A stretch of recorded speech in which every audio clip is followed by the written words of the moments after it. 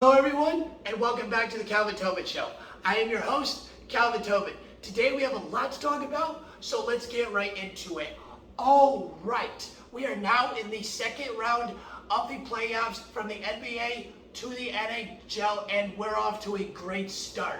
The first games were played yesterday as we had the Battle of Florida Part 2, as we had the Tampa Bay Lightning taking on the Florida Panthers, and we also have a rematch from 2 years ago where the Miami Heat are taking on the Boston Celtics in the Eastern Conference Finals. And while all this is happening, we're about to enter the 40th game in the MLB season. Now, Boston and Miami played game one last night, and boy does it look like it's going to be a great series, with Jason Tatum dropping 21 in the first half, finishing with 29, and Jimmy Butler dropping 41 and finishing with one of the craziest playoff stat lines you can lay your eyes on. In this game, it was all Jimmy Butler. It didn't matter how good Jason Tatum or Jaylen Brown could have been. Game one belonged to the Miami Heat, but there was an asterisk in this game where Defensive Player of the Year Marcus Smart was out due to a foot sprain, and it could be longer, and Al Horford was out due to health and safety protocols. Jimmy Butler personally destroyed the Celtics. Here's his stat line: 41 points, 9 rebounds, 5 assists, 4 steals, and 3 blocks. Jimmy Butler had one of the best playoff games you could possibly have, just let alone in playoff history. He went absolute ballistic mode. He went 2K mode and completely took over, especially in that third period, because him and the Miami Heat only allowed the Celtics to get 14 points in that third quarter. And what really made a huge difference, especially with Jimmy Butler's defense, is they held Jason Tatum to 8 points and made him turn the ball over 6 times, all in that second half. Game one seriously belonged to the Miami Heat. Now, here's the crazy thing, and what not a lot of people point out, is Jimmy Butler's value to basketball. Ever since he's been in the league, we have undervalued how truly great of a player he is, and we have undervalued it so much, because every single time we're talking about Jimmy Butler as he's like an average Joe to a point all-star player, but he's constantly bringing the Miami Heat to conference finals, to NBA finals. Jimmy Butler is a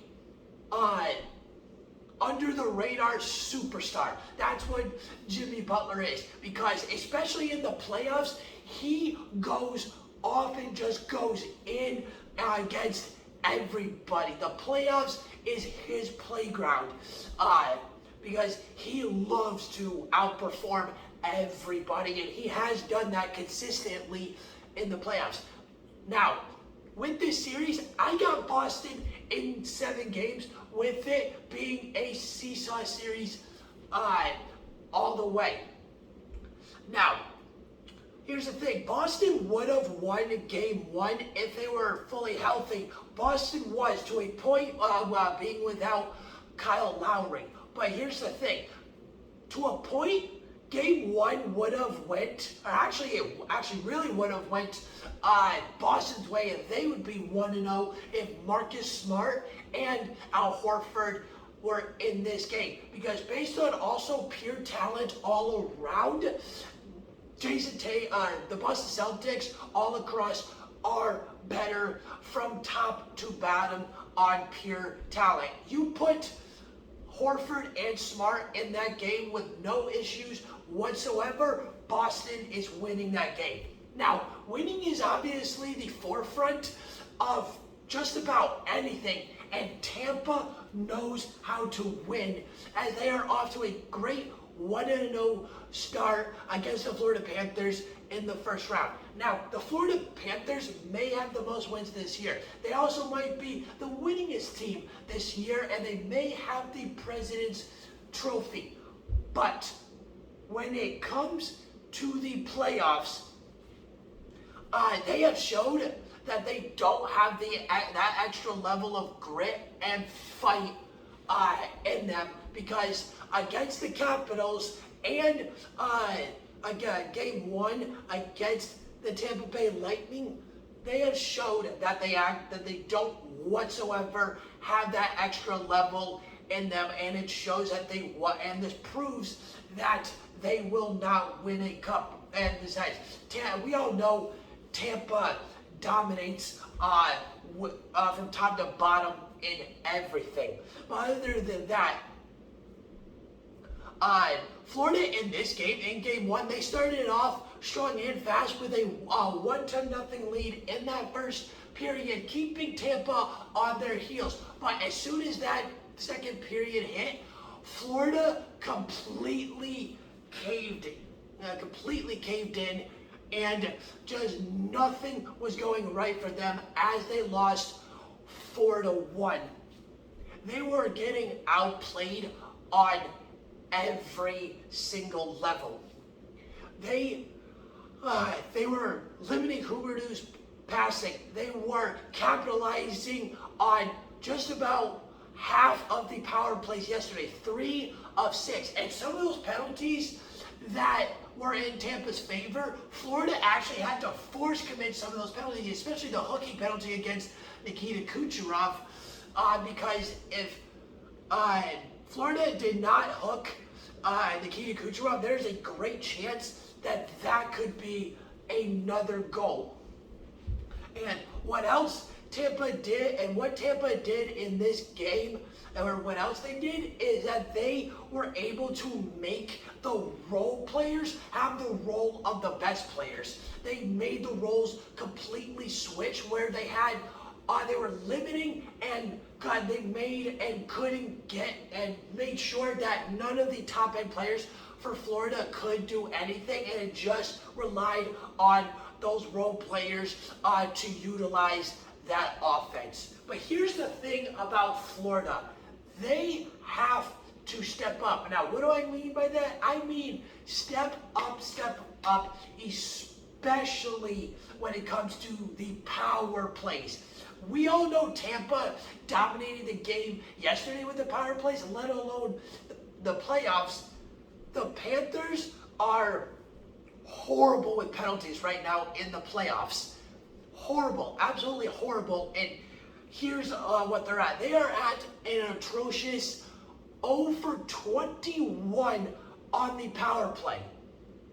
They are just absolutely, completely, and utterly bad on the power play this year in the playoffs. And this shows Tampa and the hockey world that the Florida Panthers cannot capitalize on them, cannot capitalize when it comes to their advantage. And this shows also that this series could go by very, very quickly.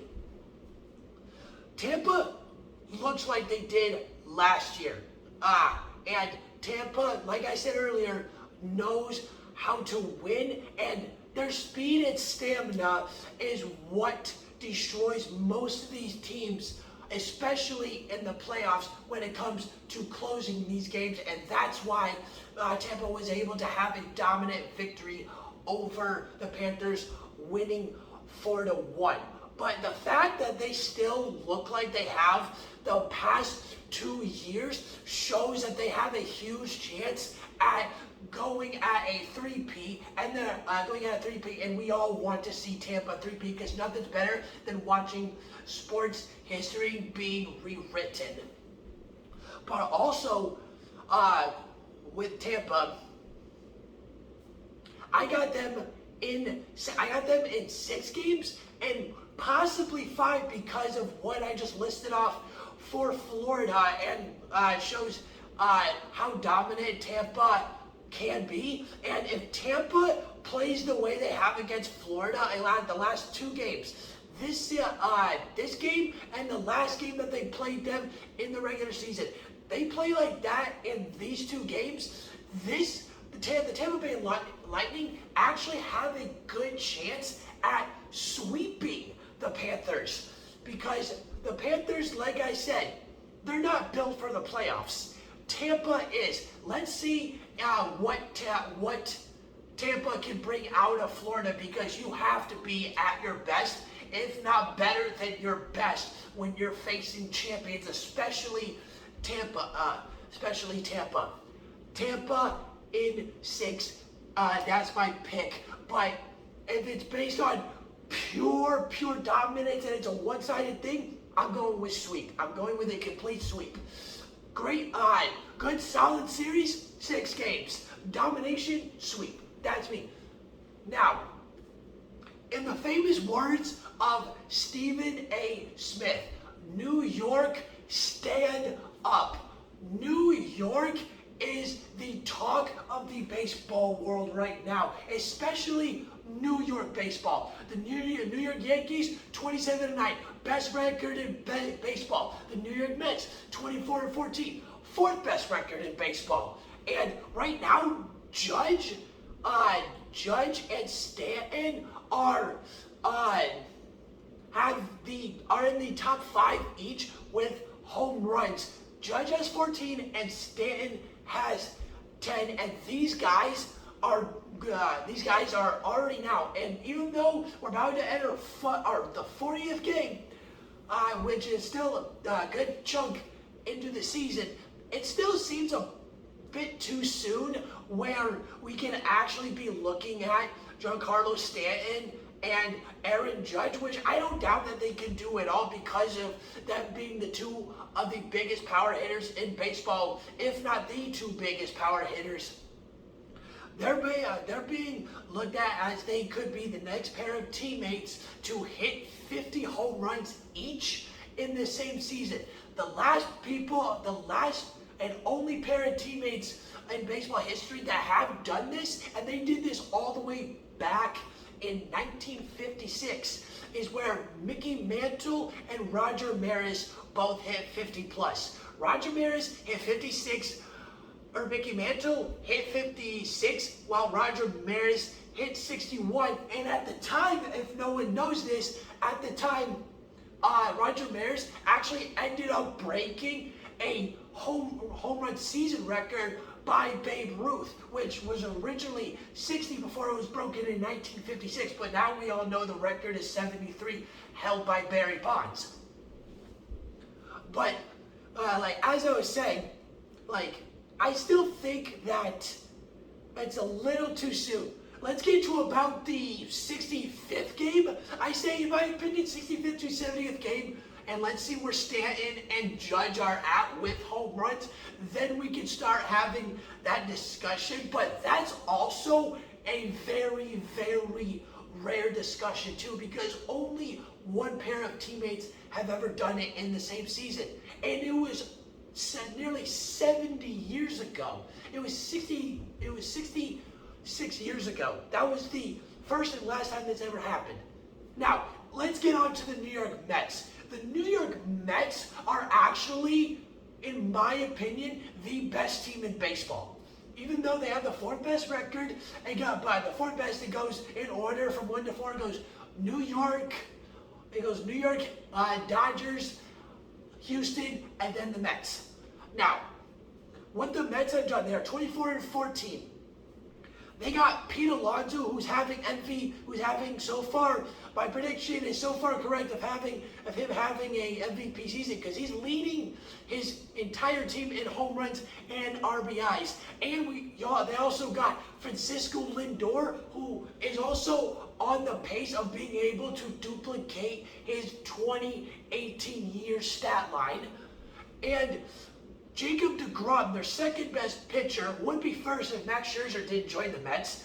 But Jacob deGrom hasn't even came back from his Tommy John surgery, and he had arguably one of the best pitching, just at least for the time being that he pitched, and the games that he pitched, he had one of the most historical pitching seasons in MLB history, and he's not even back.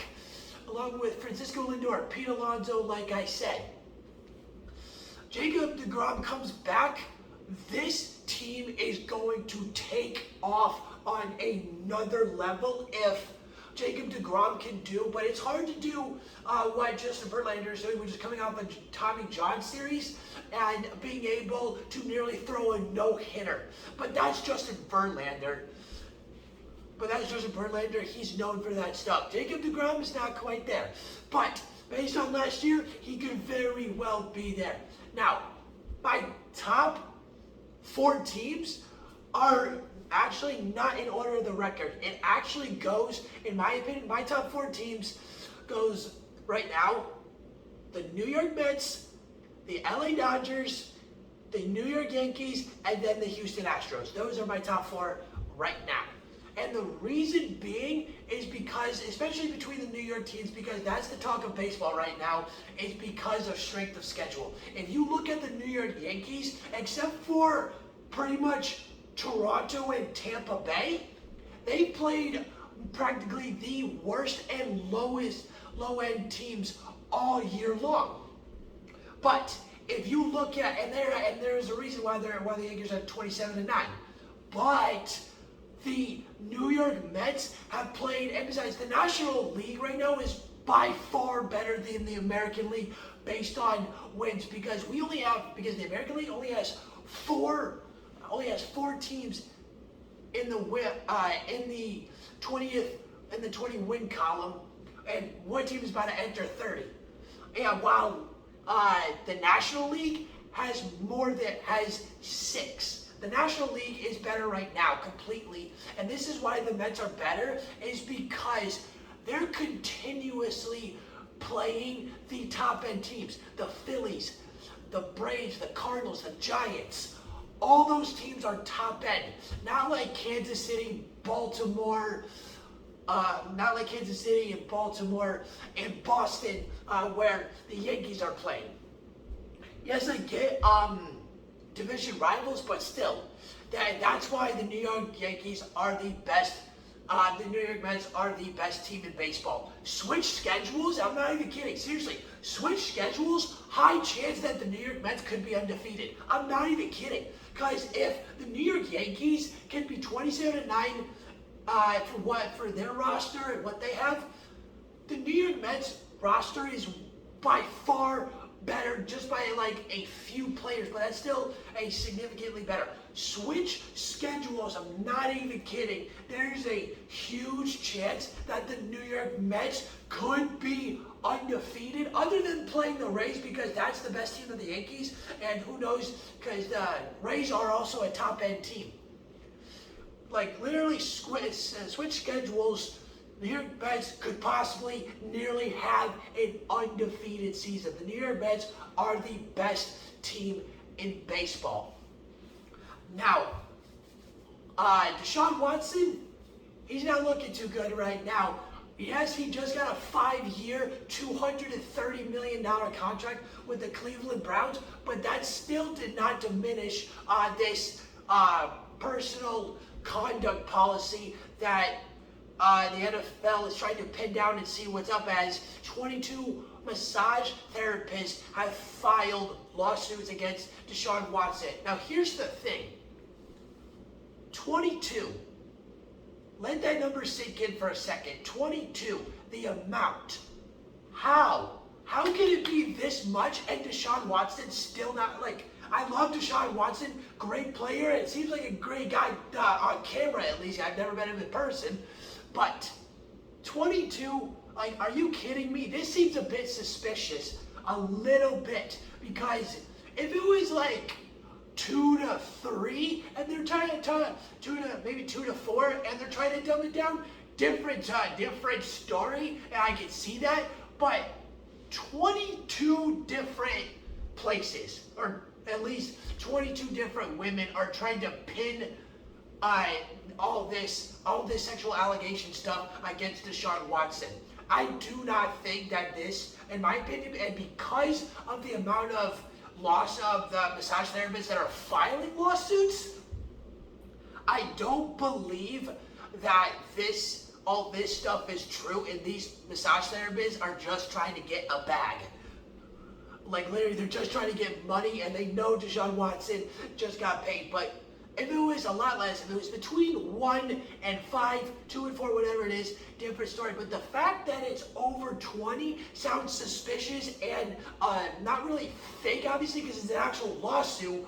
But it just sounds like that these women are just trying to get some money out of Deshaun Watson because they know he hasn't. I do not think that Deshaun Watson, anything bad will happen to Deshaun Watson on the outside realm of the NFL. But on the NFL, on the inside to a point, I don't know how it goes with the personal conduct, potentially could be suspended for a few games because that's what the NFL does, even if they cannot dumb down an entire story to the minimum point. But Deshaun Watson, there's no way. He's not going to be behind bars.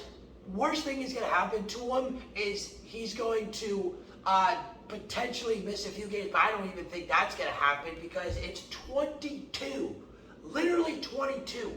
Like, that's too much. Like, put on the low, I keep repeating myself, put on the lower end, like 1 to 5, not 20 plus, and it seems a lot more realistic.